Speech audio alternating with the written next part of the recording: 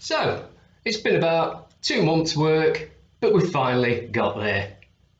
Hello, welcome back to the Adrian Project. I'm Adrian with a face for radio, and on today's episode, I'm going to be doing my final reveal of my MPC Round 2 22-inch Eagle transporter from the TV show Space 1999. So, cue the music.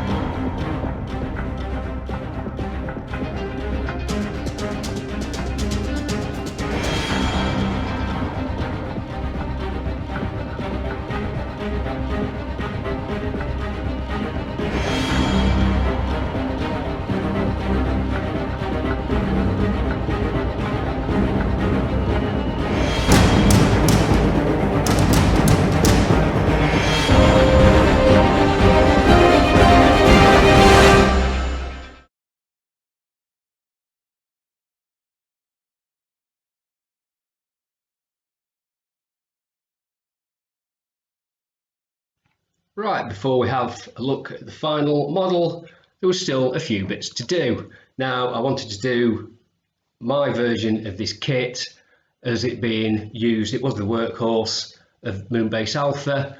The moon is a very, very dusty place. If you look at the old NASA moon landings, you can see everything was covered in moon dust. So it wasn't going to be pristine white at all, I wouldn't have thought. So you see on this first picture on the underside, the aft and forward pods. I was working with crushed pastel powder using a brush, and I built up the layers until I got the result that I wanted. After that, as we see on the next picture, I started on the grey panels on the nose cone. Again, I didn't want these pristine. I wanted them to look like the Eagle had been used, so they would have got worn and knocked about a bit, especially on the nose cone, because it's a vehicle that can go into an atmosphere as well as operating on the moon. So as you can see, I painted on using a light grey, and then I knocked it back using a sanding stick to make it look worn. After that, I put on the decals and then sealed it all with my usual satin varnish. Moving on to the next picture, we can see we've got the landing feet. Still needed a little work. These were dry brushed with silver to make it look a little worn. The undersides were painted with the same metallic grey that I'd used on the upper surface of them, and then dappled again with a silver to give it a roughed up look. And I also knocked back some of the paintwork with a sanding stick again to make it look a little worn.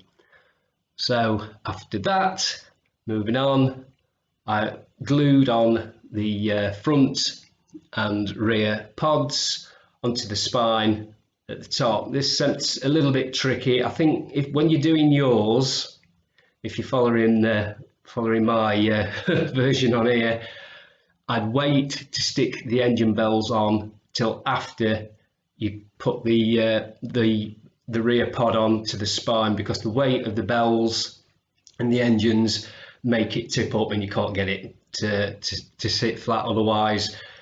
So it's going to be a lot of tape holding it into place, as you can see there. Okay, moving on. After that, I fitted in the landing struts into the feet, and that was a pretty simple job. They are like an oblong fit, so there is a way that you put them in, so just make sure that you're not trying to force them in, because it is an oblong peg going into an oblong shaped hole. So if you think you're not going in, that's why. Okay, next on, I've fitted in the passenger pod that was screwed into place using the 2 screws, and I also glued on the nose cone. And as you can see, I had it in an upright position to make sure that the nose cone was in the correct position. It wasn't going to droop while the glue was setting. And there we go. So then after that, it was fitting on the side pods with the thrusters, the directional thrusters and the feet, applying all the decals and a bit more weathering with the old pastel powder. I used a mixture of black and brown mixed together. I used black in certain areas. The good thing about this is if you think, oh, I've gone too hard with it, bit of a damp cloth, it wipes off straight away. Not too wet, mind, because it will stain if you're not careful. And when all that was done, it was all varnished. I used Humbrol satin spray because I don't like matte spray, and gloss spray would have been too harsh for this. So here we go. This is my Eagle Transporter, the final reveal.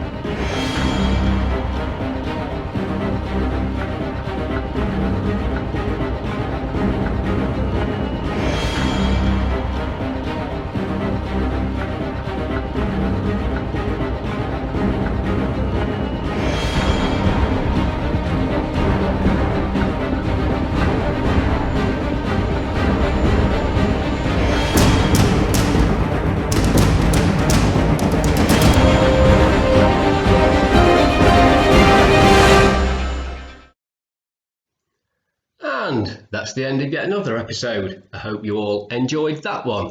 If you did, and you haven't done so already, could you please remember to subscribe to my channel. At the moment, I'm aiming to get 1,000 subscribers. And as soon as I hit that 1,000th subscriber mark, I will donate at least £20 to Macmillan nurses here in the UK.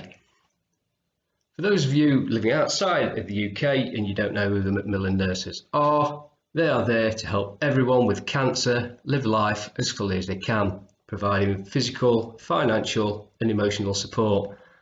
I myself have had their services firsthand and I can tell you they are exceptional. A lot of the time they do have to rely on public donations, so if you'd like to find out more about Macmillan nurses, or in fact give a little donation yourself, then please visit www.macmillan.org.uk. Okay, I'd like to thank you all again for watching. It's very much appreciated. Don't forget, you can still follow me on Facebook and on Twitter if that's going to be easy for you. And here's to seeing you all again on the next episode of the Adrian Bout Project.